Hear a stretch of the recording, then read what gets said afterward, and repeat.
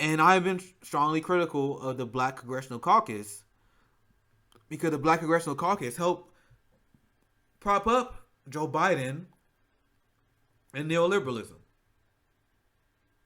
They helped prop up Joe Biden and neoliberalism. And they apologized for the racism of capitalism, neoliberalism, and Joe Biden. That's the role of the Black Congressional Caucus. And I wrote a piece while I was, once again, we need Malcolm X's. We need Fred Hampton. That's why we created Fred Hampton Leftists. I'm not saying I'm that guy. But I think every black man, every young black man should strive to be like our black revolutionary leaders. Because what's the alternative?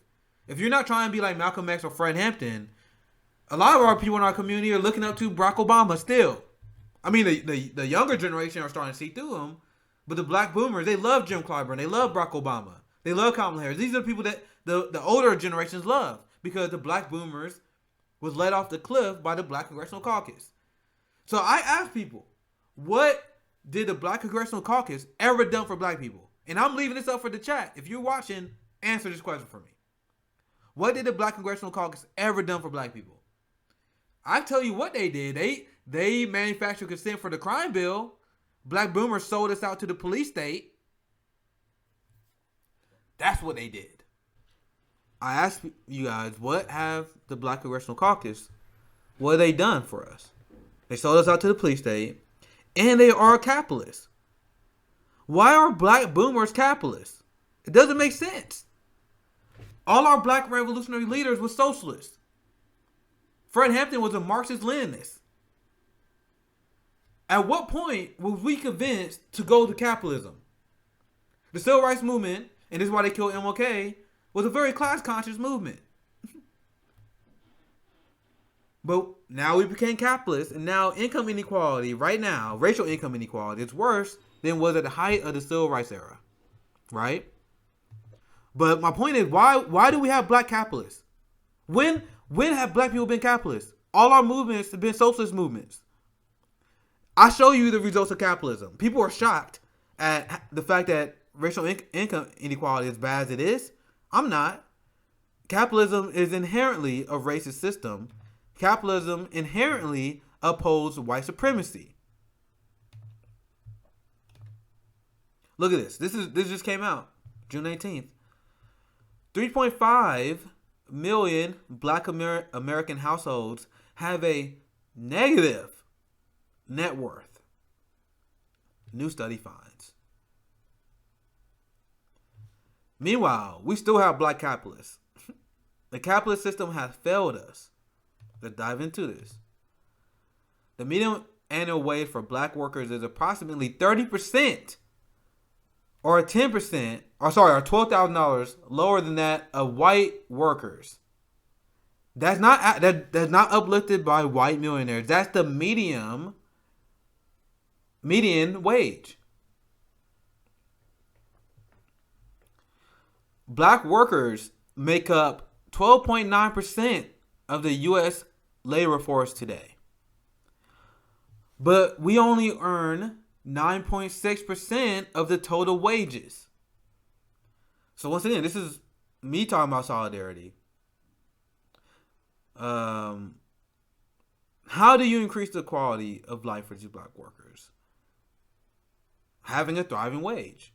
So when you see Christian Sinema, when you see Democratic Party, when you see Kamala Harris opt out, when you see them opt out of increasing the minimum wage, that's them being anti-black. If you're not supportive of increased wages, you're anti-black because we are the largest percent of minimum wage workers. So all the policies that we advocate for will inherently help black Americans. This number is crazy. We estimate a 220 billion annual, every year, disparity between black wages today and what they would be in a scenario of a full parity with black representation matching the black share of the population. Now, let me pull this article up because this was done via this study here. Let me see if I can find it. Here's the article.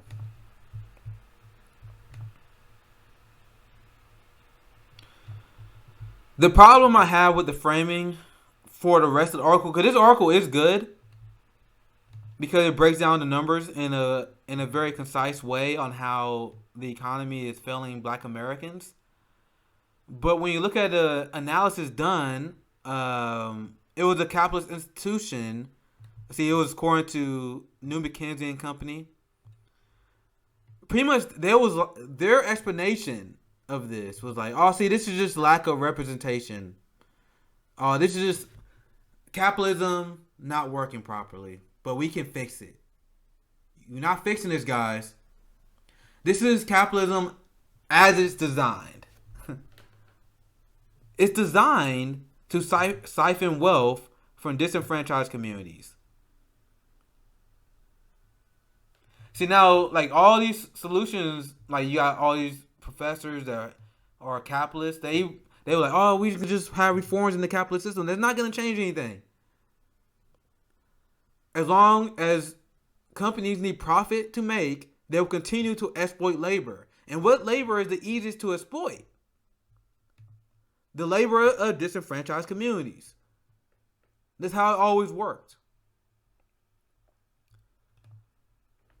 See, this is the part right here where McKinsey is pretty much outlining, like they highlight like, okay, capitalism and the state of our economy is failing Black Americans.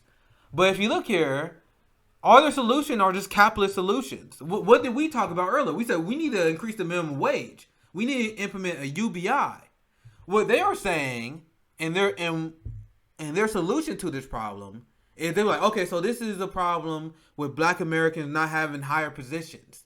This is a problem of Black Americans not having college degrees. This is a problem of there not being enough Black Wall Street people. That's not the problem. Because even if you're not super highly educated, even if you don't work on Wall Street, you deserve a living wage. But what they were trying to tell you, they're trying to tell you that capitalism is the answer to these problems. No, the problem, nowhere in these articles, and I looked, nowhere in these articles did they advocate for UBI. And they didn't advocate for healthcare. You guys know that Black Americans have the most medical debt, 1 out of 3 Black Americans hold medical debt. And most Black Americans will have medical debt in their lifetime. So what's the best way to help Black wealth than if we cancel medical debt and we provide them health care? And once I cover these articles, because these articles, that's a brilliant study, and I think that's very important to highlight. But their solutions are garbage. Liberal solutions are garbage.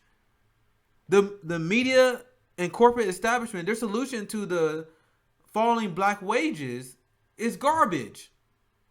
Because they're like, oh, just because we don't have enough people in higher education. You shouldn't need a 4-year degree to make a thriving wage. You shouldn't need that in order to have a family. We should have a UBI, we should have health care, we should have paid family leave, a 4-day work week as well. Because we can afford it. We can afford it. 1 out of 5 Black Americans. I know I'm one of them. I am one of them. And who knows what that number is for the Black youth? Because the Black youth, we've been sold out by Black boomers, right? So that number is even higher for us. I don't have no net worth. What the fuck do I own? I don't own anything. Meanwhile, just 8% of white households had negative worth today. Net worth.